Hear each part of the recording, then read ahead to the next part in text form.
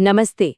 आज हम एक ऐसी कहानी सुनेंगे, एक रहस्यमयी गेंद की, जिसकी यात्रा अरे भाई बड़ी ही मजेदार है। ये कहानी है दोस्ती की और जिंदगी के उन छोटे छोटे मजेदार पलों की। तो सोचा जाए कि ऐसी क्या चीज है जो एक धम की आवाज से शुरू हो और एक जोरदार हंसी पर जाकर खत्म हो। चलिए इसी सवाल का जवाब ढूंढते हैं इस कहानी में, जहां एक छोटा सा रहस्य एक यादगार पल बन जाता है। सोचिए, गर्मी की एक बिल्कुल शांत सी दोपहर। गोपी अपने बरामदे में आराम से किताब पढ़ रहा है। सब कुछ एकदम शांत। पर जैसा कि होता है, ये शांति ज्यादा देर टिकने वाली नहीं थी। तभी पत्तों की सरसराहट हुई और फिर धम, एक जोर की आवाज। गोपी की शांति तो भंग हो गई। उसके मन में आया, ये क्या गिरा? शायद कोई आम होगा। बस फिर क्या था, किताब एक तरफ रखी और सीधा बगीचे की ओर भागा। उसने सबसे पहले बाड़ के पास जो घनी घास थी ना, उसमें ढूंढना शुरू किया, पर कुछ हाथ नहीं लगा। अच्छा, घास में तो कुछ नहीं मिला, तो उसने सोचा चलो झाड़ियों के बीच में देखते हैं। पर अरे, वहां भी कुछ नहीं था। अब तो ये एक छोटा मोटा रहस्य बनता जा रहा था। और ठीक तभी जब वो लगभग हार मान ही चुका था, उसकी नजर पड़ी सूखी पत्तियों के एक ढेर पर। और हाँ, वहां कुछ तो था।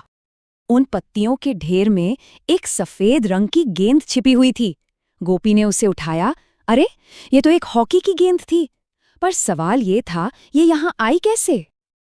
अब देखो, गोपी था बड़ा ईमानदार लड़का। उसने सोचा भी नहीं कि गेंद को अपने पास रख ले। नहीं, उसने ठान लिया कि इसके असली मालिक को ढूंढकर ही रहेगा। तो शाम को गोपी गेंद लेकर पास वाले प्लेग्राउंड में गया, जहां उसके सारे दोस्त जमा होते थे। उसने सबको गेंद दिखाई और पूछा, अरे भाई, तुम में से किसी की गेंद खोई है क्या हाल फिलहाल में? और बस यहीं से कहानी में असली मजा शुरू होता है। जवाब भी एक से बढ़कर एक अजीब आए। मनोज बोला, हाँ, मेरी एक गेंद खोई थी कोई 4 महीने पहले। रमाणी ने तो सीधे ही कह दिया, हाँ हाँ, ये मेरी है। लेकिन जब पूछा कि कैसी दिखती है, तो बताने से मना कर दिया। और दीपक, अरे वो तो अपनी नई नवेली फुटबॉल के किस्से सुनाने लगा। और रमाणी का जवाब तो सुनिए जरा, बड़े ही मजेदार अंदाज में बोला, पहले गेंद तो दिखाओ, फिर बताऊंगा कि मेरी है या नहीं। मतलब साफ था, वो बस टांग खींच रहा था। और फिर जब गोपी ने बताया कि अरे, ये तो हॉकी की बॉल है, तो दीपक का फुटबॉल वाला दावा सुनकर तो सब ठहाका मारकर हंस पड़े। मतलब कहाँ फुटबॉल, कहाँ हॉकी बॉल, क्या गजब का बेमेल दावा था।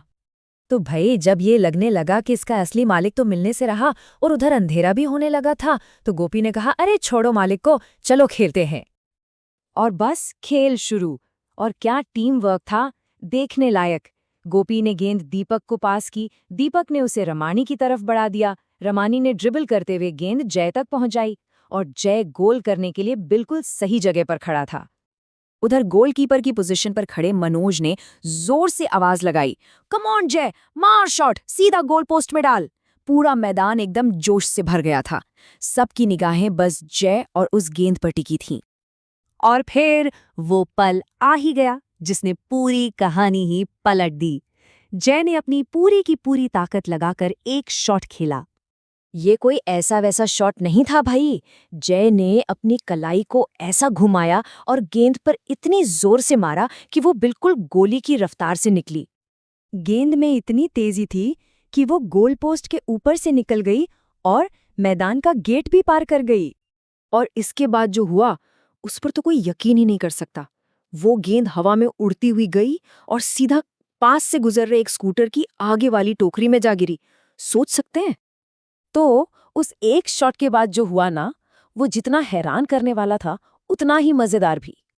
उस स्कूटर वाले को तो खबर तक नहीं हुई कि उसकी टोकरी में एक बिन बुलाया मेहमान आ पहुंचा है। वो तो अपनी ही धुन में आगे बढ़ता गया और देखते ही देखते आंखों से ओझल हो गया। जब तक सारे बच्चे दौड़कर गेट तक पहुंचे, स्कूटर जा चुका था। और हाँ, उसके साथ साथ वो गेंद भी। एक पल के लिए तो वहां सन्नाटा छा गया, सब चुप। फिर सबने एक दूसरे को देखा और फिर जो ठहाका गूंजा, जोर जोर से हंसने लगे सब। जो गेंद इतनी मुश्किल से मिली थी, वो फिर से खो गई, और वो भी इतने मजेदार तरीके से। गेंद तो चली गई, लेकिन अपने पीछे एक ऐसी मजेदार याद छोड़ गई जिसे वो दोस्त शायद कभी नहीं भूलेंगे।